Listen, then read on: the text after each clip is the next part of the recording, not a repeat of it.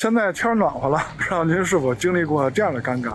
哎，二姐，你这手机拍摄的照片真好看嘿！那是，我这手机是什么什么牌子的啊？没错没错，现在就得买什么什么牌子的手机，它拍摄的照片特别好看。哎，二哥，你这手机怎么拍的这么好看呀？我这手机是什么什么像素的啊？对，现在就得买什么什么像素的手机，它拍的照片特别好看。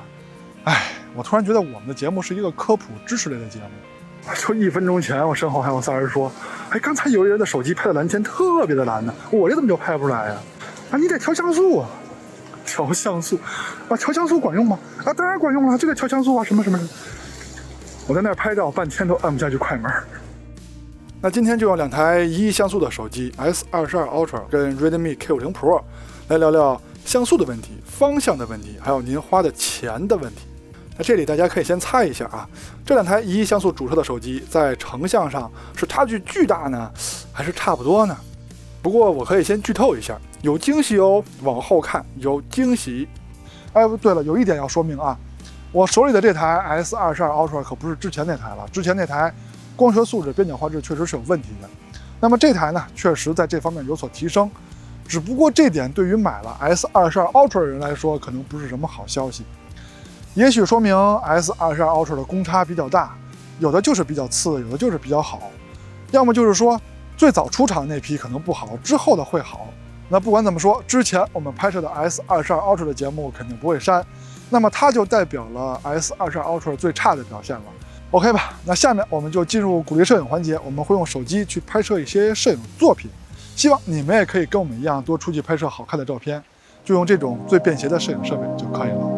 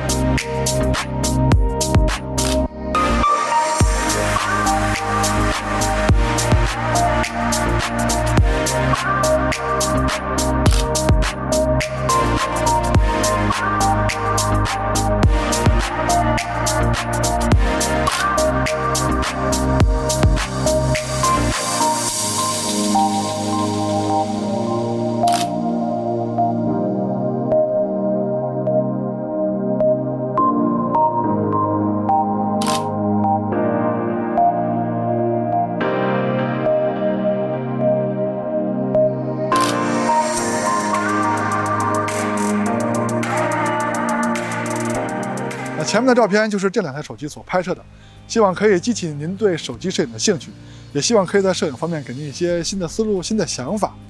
欢迎收看 ZPH， 我们会聊手机、聊摄影、聊关于手机摄影的话题。记得点赞加关注支持我们哦，因为这样对我们的帮助非常大。那下面呢，我们就来正式对比这2台1亿像素的手机在成像方面、在光学方面的表现怎么样。三星 S22 Ultra 的后摄配置之前的节目已经介绍过了，4颗镜头，超广角主摄3倍跟10倍。那么在拍摄界面中呢，也是4个焦段切换按钮，对应的就是前面的4颗光学镜头。那下面要重点说一下 Redmi K50 Pro 这台手机啊，它的后摄之前也说过，3颗镜头，主摄、超广角，还有1颗凑数的微距。但是拍摄界面中它是3个焦段切换按钮，其中有一个2倍的数码变焦，它是没有2倍镜头的啊。不过我要告诉你们啊，它这里不应该放一个2倍的数码变焦按钮，它应该放一颗3倍的。那至于为什么，咱们往后看，在后面的内容里我简称 S22 Ultra 为三星， K50 Pro 简称红米。那先说主摄，从硬件上说呢，肯定是三星的主摄更好，那毕竟它的感光器体积更大嘛。原生像素2台主摄的感光器都是1亿像素的，参数我都列在这里了，就不一一念了。从样片上看，2台主摄拍摄的色彩还是比较接近的，三星那边的天稍微蓝一些。那在中心解析力方面，三星这边的锐化稍微重一些，红米这边的锐化不是很明显啊，这点我们上期已经说过了。注意啊，到边角画质了，我手里的这台新的 S22 Ultra 的边角画质确实比之前旧的那台强了非常多啊。有兴趣的朋友可以去看 S22 Ultra 对 S21 Ultra 的那期节目。那就这两台主摄的光学素质而言，确实是三星的更好一些。刚才看到的这张样片是在阴天的时候拍的，那晴天的表现咱们也得看看呀。从样片上说，两台主摄拍的还是比较接近的，不过反过来了啊，是 Redmi 这边的天更蓝一些。中心解析力方面，两台主摄的表现还都是不错的，就是锐化还是三星稍微重一些。边角画质方面，咱们看另一边啊，看左上角。那这回两台主摄的边角光学素质是都有所下降的，下降的程度就说差不多吧。那看完了默认设置，咱们就看看两台主摄的高清模式，它们都是一亿像素的啊。在中心解析力方面，明显是三星这边强非常多啊。有人说一亿像素的方向错了，这是方向的问题吗？这明显是钱的事儿啊。而且这回三星的一亿像素还有一个增强模式，在增强模式的加持下，这个解析力的区别呢真是太大了。那你们觉得一亿像素是方向的问题吗？这是像素的问题吗？这不就是对吧？不过看到这儿你就退出的话，可就是你的损失了，惊喜在后面。不过我要问你们一下啊，如果 Redmi 用的是三星的这颗一亿像素感光器的话，加多少钱你会买呢？再说超广角镜头，从硬件上说肯定是三星的感光器更好。那参数呢我都列这里了，超广角环节呢咱们就快点说。从实拍样片上看，颜色应该是三星的更好吧？虽然说当时拍照的时候是阴天啊，有人喜欢红米那边拍出来的效果吗？除了颜色的区别，就是视角的区别了。三星这边的视角更广一些，那具体视角差距呢，就是如图所示，红边就是红米拍不到的范围。从像素上说，三星那边的超广角是1200万的，红米这边是800万。那么像素的差距呢，就直接体现在照片的解析力上了。这个差距还是存在的啊，还是有的。边角画质的差距也是有的，而且差距也是挺大的。再换一组晴天拍摄的样片，从颜色上说呢，我还是喜欢三星的色彩。有喜欢红米的色彩的吗？如果有的话，也可以在评论中发表你的意见。中心解析力方面，差距没有阴天的明显了，但是还是三星的解析力更高一些。边角画质的表现依然是三星的解析力光学素质更高啊，这不废话吗？人卖多贵呀。再说微距拍摄，正好三星那边的微距是用超广角拍摄的，而红米那边呢是有一颗专门的有点凑数的200万微距镜头。从拍摄效果上看，乍一看红米那边拍的还挺不错的哈，就是颜色没有三星的鲜艳但是呢就是不能放大，这一放大就看出来像素低的劣势来了。重点来了啊！一开始我觉得这中长焦有什么可比呢？ S22 Ultra 的中长焦如此之强， K50 Pro 连个2倍以上的光学镜头都没有，这怎么比啊？结果这一比，我还真有点吃惊。那先说3倍， S22 Ultra 的3倍大家都知道啊，那肯定不怂啊。那 K50 Pro 那边它没有抗衡的镜头啊，结果拍完样片对比时候一看，这红米的3倍拍出来色彩不错呀，看着清晰度也不错呀。那放大中心一看，哎呦，还真不错啊！这红米这3倍居然跟光学镜头的三星打一个有来有回，这真是让我太吃惊了。那就再比一组，还没放大的时候就已经感觉出来红米的3倍数码变焦已经很不错了。放大一看，依然是非常不错的，依然可以跟光学3倍镜头的三星进行抗衡，这点真的是太出乎我意料了。看过我们以往对比节目的朋友会知道，以往数码变焦跟光学镜头比起来，尤其是中焦段的成像素质那是差距非常大的。但是这次红米是通过主摄的1亿像素全开去拍摄，然后截取中心部分，那么它的实际3倍数码变焦的效果还真是可圈可点的。10倍焦段的对比咱们也看一下啊，虽然说 K50 Pro 这次3倍的不错，但是10倍它肯定打不过了。从成像的色彩上说，红米那边的10倍数码变焦效果还是不错的，但是放大一看呢，那画面中心这疲劳版的清晰度差距还是非常大的。数码变焦肯定是有极限的，虽然说这回红米的3倍数码变焦做得非常不错啊，但是到了10倍以后，解析力的差距还是非常巨大的。下面看人像拍摄的表现，现在看到的是主摄的人像模式拍摄的效果。从样片的色彩上看，我感觉红米那边人物的肤色更好看。三星这边的人像拍摄默认的镜头是3倍镜头，红米那边我一开始以为它的3倍拍摄效果不好，所以我也没有数码变焦去拍，就用的是默认的人像模式拍摄，所以有点可惜啊。但不管怎么说呢，从人像肤色上看，我觉得这次红米的人像模式比三星的好看。下面看扩张度的对比，咱们先看主摄。上期说这次红米在扩张度的表现上做了非常多的努力，可以看到它的暗部细节提升的非常明显。但是放大一看呢，就是噪点非常多啊。虽然说在扩张度上做了努力，但是这点还是需要优化的。相同场景超广角的表现，两台手机可以说是差不多的，甚至可以说暗部细节红米的表现更好。再换一个场景，主摄的表现上还是这个问题，红米的暗部细节提升的非常暴力，但是就是噪点非常多啊。相同场景超广角的表现，暗部细节也是红米的提升更明显一些，不过从整体的表现上说，三星的还是更老辣一点。再换一组晴天的表现，主摄上说这回就是三星的表现更好了，暗部细节、亮部细节的表现都是三星的更到位一点。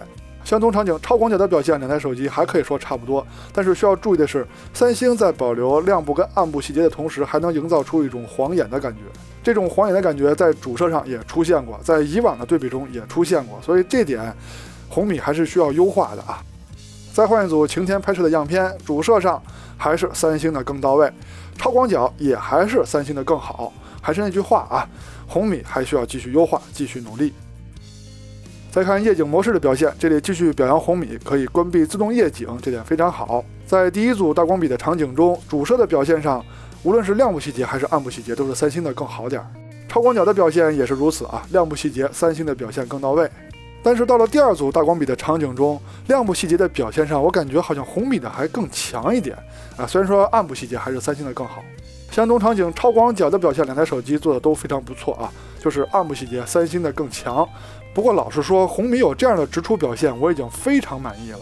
比如说在这种不是大光比的场景下，花的颜色啊，红米的表现更好，无论是主摄还是超广角，花的颜色都是红米的更好。以两台手机的售价差距去看的话，红米的表现呢真是很不错了。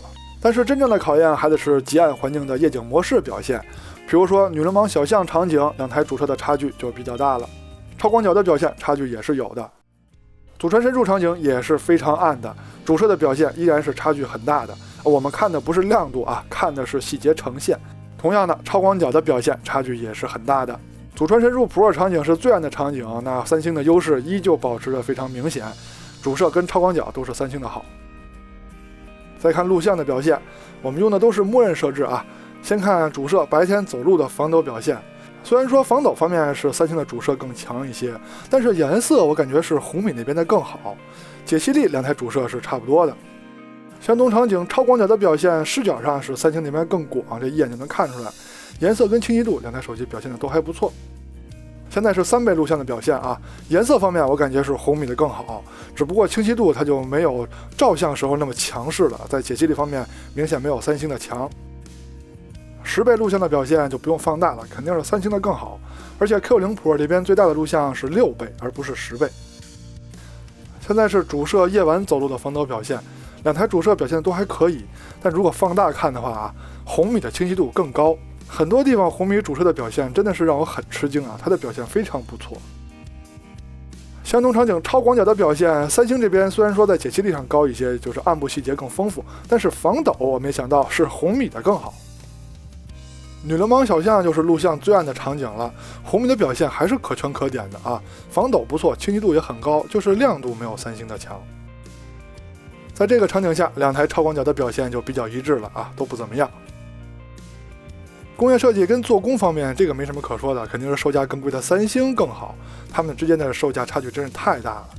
屏幕要着重说一下啊，这回 Q50 Pro 的屏幕是2K 屏，它的素质是相当不错的。